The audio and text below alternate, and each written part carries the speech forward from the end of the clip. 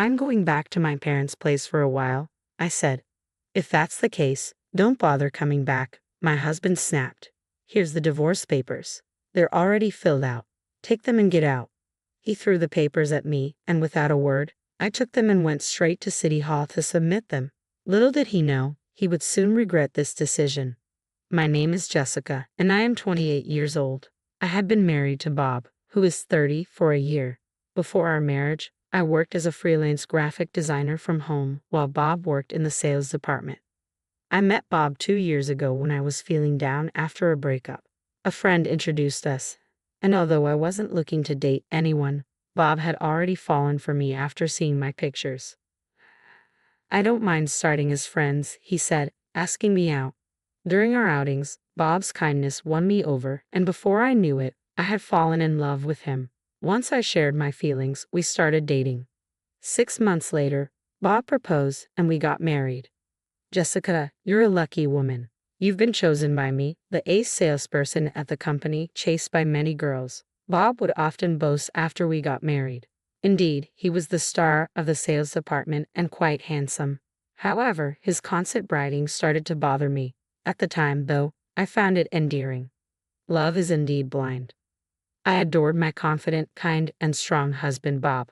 Though we hadn't yet started a family, I cherished every moment spent with him. However, a year into our marriage, I encountered a problem. Jessica, when will I get to see my grandchild? That was my mother-in-law. From the moment we married, she began pressing us about starting a family every time we visited. Given that their house was just a short 15-minute drive away, we ended up having dinner there several times a month, enduring her persistent reminders. We're still young, and we want to enjoy our time together a bit longer, I replied. Upon hearing this, my mother-in-law let out an audible sigh. You say you're young, but you'll be 30 soon. I'll give you another year, but that's it. You should start having babies soon. It won't get any easier.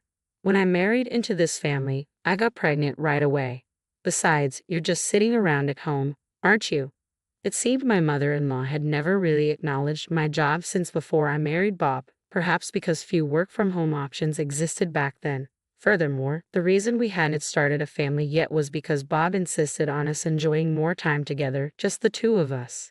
No, that's not true. I work diligently from home. I've told you before, I earn nearly as much as Bob, I argued. Isn't Bob just covering for you? You're just fooling around, she retorted. That's not true. Bob, please say something, I pleaded. Huh? Oh, Bob seldom intervened in these situations. According to him, there's no point arguing with Mom. She doesn't listen, so it's a waste of time. Just let her talk and don't take it too seriously. Even though I was upset, I wished he would stand up for me more. Instead, he sat on the couch, absorbed in his phone, barely engaging in the conversation. Well, you can play around all you want, but since you have so much time on your hands, you should fulfill your duties as a wife. If you don't have a baby within this year, I may have to ask you to leave Bob, she declared. What? I exclaimed.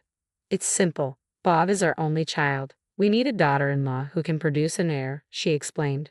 My husband remained silent, offering no defense while I faced this criticism. Fuming with anger, I confronted him as soon as we got home. Why didn't you say anything back there? You're the one who keeps saying we should wait to have children. You need to stand up to your mother, I demanded. I'm sorry.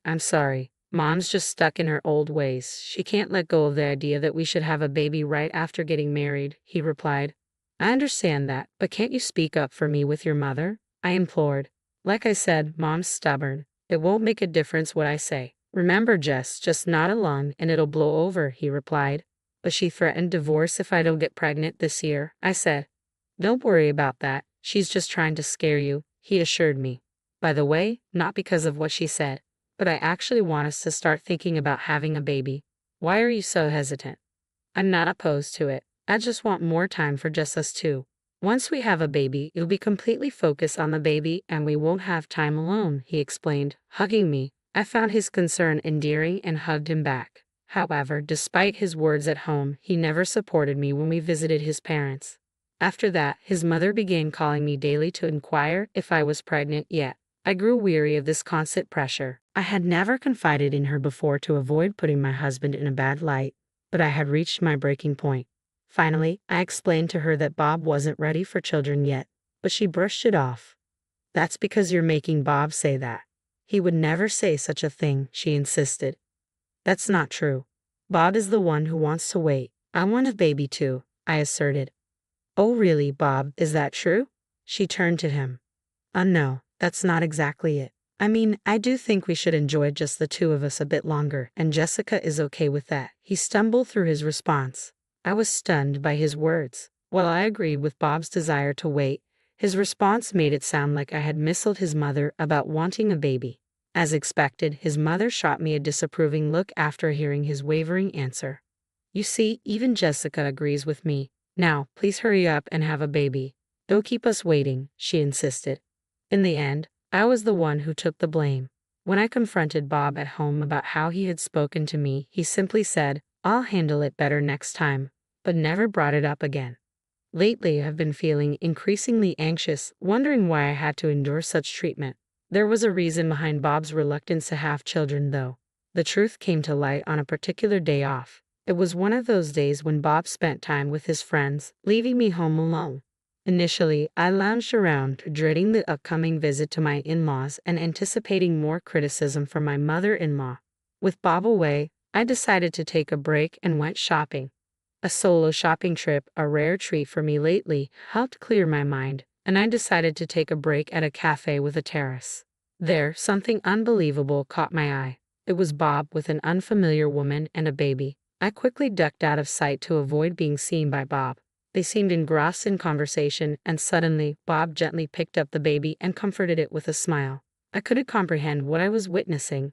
My mind went blank as I continued to watch. He had said he was with friends, but was this woman one of them? Since we married, Bob had introduced me to all his friends, and I had never met this woman before. Then Bob kissed the baby on the cheek. Seeing Bob show such tenderness to a strange baby after claiming he wasn't ready for children with me pained my heart deeply. The thought crossed my mind that perhaps he didn't want children with me because he didn't truly love me. Tears blurred my vision uncontrollably. Could he be cheating on me? The mere idea constricted my chest even more. I snapped a photo of them together, appearing happy, with the intention of confronting Bob later. Just as I was preparing to leave, Bob handed a white envelope to the woman and the baby, and they started to depart. I hurriedly made my way home, desperate to avoid encountering Bob. I'm going back to my parents' place for a while, my husband declared, his tone firm as he tossed the divorce papers in my direction. If that's how it's going to be, don't bother coming back. Take these papers and get out. That's how Bob ended our marriage, right then and there, with those papers hitting the floor between us. I picked them up silently and headed straight to City Hall to file them. Little did Bob know, he would soon regret his decision. My name is Jessica, 28 years old. I had been married to Bob, who is 2 years older than me, for just over a year. Before tying the knot, I worked as a freelance graphic designer from the comfort of home while Bob thrived in the sales department. I met Bob 2 years ago when I was rebounding from a breakup.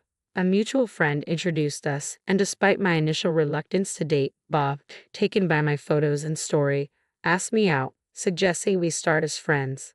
As Bob and I spent more time together, I found myself deeply touched by his kindness. Before long, I realized I had fallen in love with him. Once I expressed my feelings, we began dating. 6 months into our relationship, Bob proposed, and we joyfully married soon after.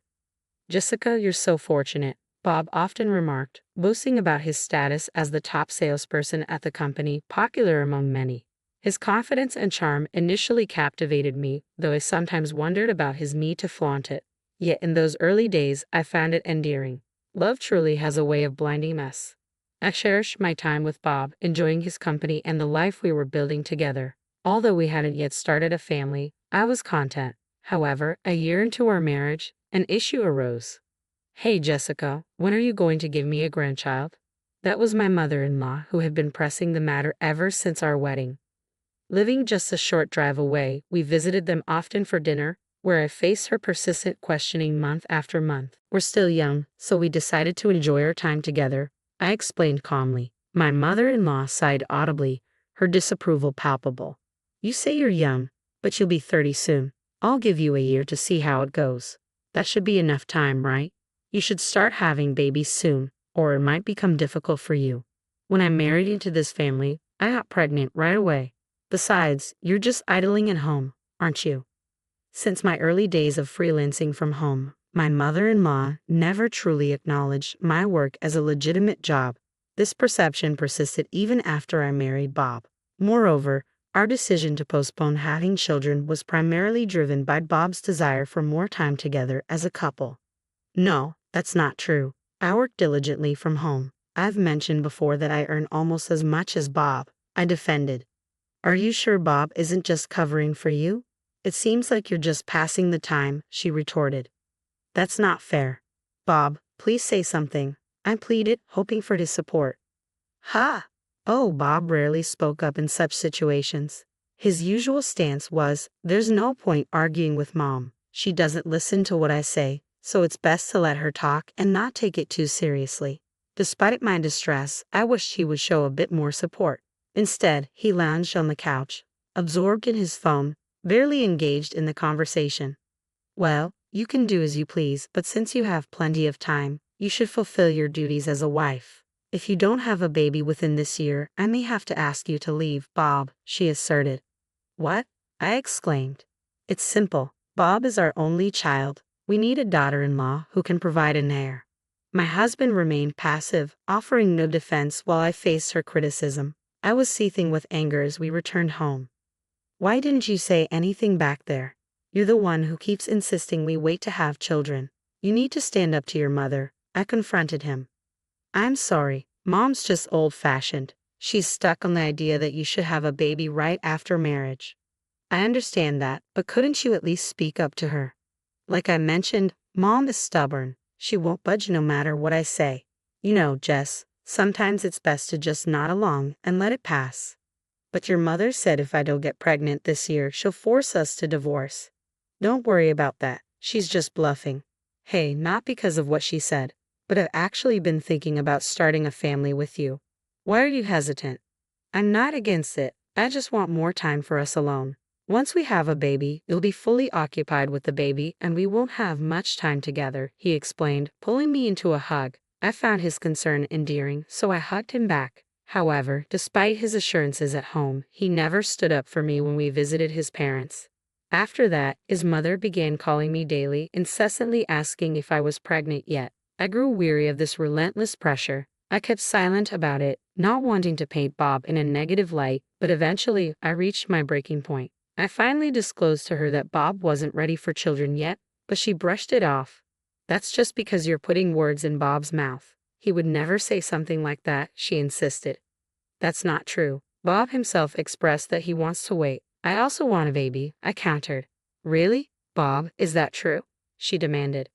No, that's not exactly what I meant. I mean, I do want us to enjoy some more time together, and Jessica's okay with that too. He stumbled through his response. I was taken aback by his words. While I agreed with Bob's desire to wait, his response made it sound like I had misled his mother about our intentions regarding starting a family. As expected, his mother shot me a disapproving look after hearing his uncertain answer. See, you agree too. Now please hurry up and have a baby. Don't keep us waiting. In the end, I bore the brunt of the blame. When I confronted Bob at home about his words, he said, I'll handle it better next time, but he never brought it up again. Lately, I've been feeling increasingly anxious, wondering why I have to endure this. But there was a reason behind Bob's reluctance to have children. The truth came to light on a particular day off. I was home alone as Bob had his monthly outing with friends. Initially lounging at home, I had planned to visit my in-laws later in the evening, already dreading the inevitable nagging from my mother-in-law. With Bob absent, I took the opportunity to clear my mind with a solo shopping trip. Afterward, I decided to relax at a cafe with a terrace. It was there that I witnessed something unbelievable. Bob was seated with an unfamiliar woman and a baby. I quickly hid to avoid being seen. They appeared to be engaged in a pleasant conversation, and suddenly, Bob gently comforted the baby with a smile. I couldn't comprehend what was unfolding before me. My mind went blank as I continued to watch. Bob had claimed he was out with friends, but who was this woman? He had introduced me to all his friends since we married, and I had never met her. Then, to my surprise, Bob kissed the baby on the cheek. Seeing Bob affectionately dote on an unfamiliar baby, despite his insistence on not wanting children with me, deeply wounded me. Thoughts raced through my mind. Did he reject having children because he didn't truly love me? Tears blurred my vision as my heart clenched with the possibility of betrayal. Could Bob be cheating on me? I snapped a photo of them, capturing their apparent happiness, intending to confront Bob later. Just as I prepared to leave, Bob handed a white envelope to the woman and the baby, ready to depart. To avoid facing him directly, I hurried back home. 15 minutes later, Bob returned. I wasted no time in confronting him. "You were out with friends, right?" I questioned sharply. "Yeah, I was. Why are you acting weird as soon as I get home?" Bob replied defensively. "Is this woman also a friend?" I thrust the photo in front of him. Bob's expression paled instantly. "How did you get this photo?" he stammered, clearly caught off guard. "I happened to come across you guys when I was out. Can you explain what's going on? Are you cheating?" I demanded, my voice trembling with a mix of disbelief and anger. "No, I'm not cheating," Bob quickly replied. "Then what is it? And why did you give her a white envelope at the end? What's that all about?" I pressed on, needing answers to make sense of the scene I had witnessed. Bob hesitated, his guilt evident in his expression as he began to explain reluctantly. "Well, I meant to tell you eventually, but I was quite popular before I met you. I had a few flings and one of those women got pregnant." I was stunned into silence by Bob's revelation. This was the first time I was hearing this story, and it shattered my understanding of our relationship. I had been unaware of this situation even after we married. Apparently, by the time I found out, she was already 7 months pregnant, and it was too late for her to consider an abortion. I regretted ignoring her calls all this time. She didn't want to marry me, she just wanted me to acknowledge our child. Out of concern for the child growing up without a father, I agreed to acknowledge our child. We agreed that I would visit once a month. She's also struggling financially, so I've been helping her out with money. My world turned hazy as my husband's words sank in, and I sank to my knees. "Jessica, are you all right?" Bob rushed to my side, but I recoiled from his touch. "Just hold on. Something doesn't add up here. She was 7 months pregnant around the time we got married. Does that mean you were involved with her while we were dating?" I demanded, my voice trembling with disbelief and hurt. "I already told you, it's not like that. I cut things off completely once I started dating you," Bob insisted. "But we were already seeing each other, weren't we?" I countered. "We were, but we hadn't officially committed yet." "Exactly. I can't wrap my head around this. You were pursuing a relationship with me, yet you were involved with someone else," I exclaimed, struggling to process the betrayal. "Jessica, I wasn't certain about us at that point. I felt like I didn't have a choice, okay? I never expected her to get pregnant," Bob explained, his voice pleading. "But you were still putting yourself in situations where she could get pregnant, weren't you?" I pressed, tears welling in my eyes. "Well," my husband suddenly faltered. I couldn't believe the irresponsibility my husband was showing. It infuriated me even more that he had kept silent about this for an entire year after our marriage. "Could it be? Did you refuse to have a child with me because you already had one?" I asked, my voice shaking with a mixture of disbelief and anger. My husband flinched at my words and then let out a bitter laugh. "No, I plan to have children with you eventually, but like I mentioned earlier, I've been providing financial support to her every month. If we had a baby, I don't know how you would manage work-wise. Financially, it would be quite tough, so I thought I'd wait until I was a bit more stable before having a child with you." I was left dumbfounded by my husband's explanation more than I was angry. "You need to tell your mother about this," I said firmly. "What?" Bob exclaimed, clearly taken aback. "Isn't it obvious? She's always pressuring me about having children, and you act like you don't know or speak as if I'm the one who doesn't want children." "No, I can't possibly tell my parents. They wouldn't understand why I have a child with another woman while I'm married to you. Isn't that just selfish? So, I've had to go along with your selfishness and bear the brunt of it." "What are you saying? Are you saying you don't enjoy being with my family?" "I'm not saying that at all. I'm saying I shouldn't be blamed for something that's not my fault. I'm not saying I don't like my mother-in-law." "Why are you acting like this? I've been apologizing, haven't I? And yet you're still complaining. Jessica, you're lucky to be married to someone as successful as me, and you're complaining just because I have a child. It's not a trivial matter. That's enough. There's no point in talking to you anymore. I need to think about my future, so I'm going back to my parents' house for a while." "Excuse me, what is this all about? How can you even think like that?" Do you expect me to accept everything just because I'm your wife? I was stunned by my husband's words. How could he believe that being his wife meant I had to easily accept something as significant as the existence of a child he had kept hidden? I was also furious that he hadn't disclosed this to his parents and had instead portrayed me as the problem in front of my mother-in-law. Do you honestly believe being a wife means unquestioningly accepting everything? Regardless, I'm going back to my parents' house. Perhaps you should take some time to reflect while I'm away. As I spoke and began to rise, he swiftly stood up, retrieved something from our bedroom, and hurled it towards me. If that's how you feel, then don't bother coming back. If you can't accept all of me, you're not my wife. Here are the divorce papers. They're already filled out. Take them and leave immediately. Yes, my husband had thrown divorce papers at me. You've already filled them out? What does this mean? I could understand if you were suggesting divorce, but having them ready beforehand. Did you plan this? I couldn't believe it, and I asked him. His response was a scornful laugh. You never know what life will throw at you, so it's best to be prepared for anything, right? I mean, I liked your face, but if you can't accept all of me, then I don't need you anymore. Fortunately, there are plenty of women who want to marry a guy like me. I just need to choose a good one from among them. In other words, I have plenty of options for a wife. His words ignited a fire within me. I needed time to process everything, especially the bombshell about his hidden child. Yet here he was implying I was replaceable. It was infuriating beyond belief. Ripping the divorce papers tightly, I shot him a glare. I never imagined you could stoop so low. Fine, I'll grant your wish and divorce you. I'll pack my things when you're not around. We probably won't see each other again. Goodbye. With that, I stormed out of the house, swiftly filled out the divorce papers, and submitted them to City Hall. But simply divorcing him wasn't enough. Once back at my parents' house, I recounted everything to my father. The following day, I took a day off work to gather my belongings. Though I mourned the shattered dreams of a happy marriage, I also felt relieved to have severed ties before investing more years with such a man. Wiping away my tears, I resolved to move forward. Just as I finished packing and the delivery service arrived to collect my belongings, my ex-husband called. Hello, Jessica. I was wrong. Forgive me. My ex-husband's voice on the phone was filled with desperation as soon as I answered. I couldn't help but smirk. Forgive you? After everything? Weren't you the one who initiated the divorce? I merely followed through on your decision, I retorted coolly. No, that was a mistake. I regret it deeply. You haven't submitted the divorce papers yet, have you? He pleaded. Of course I did. You handed them to me yourself, I replied, incredulous. What? Please, let's get married again. I can't live without you, Jessica.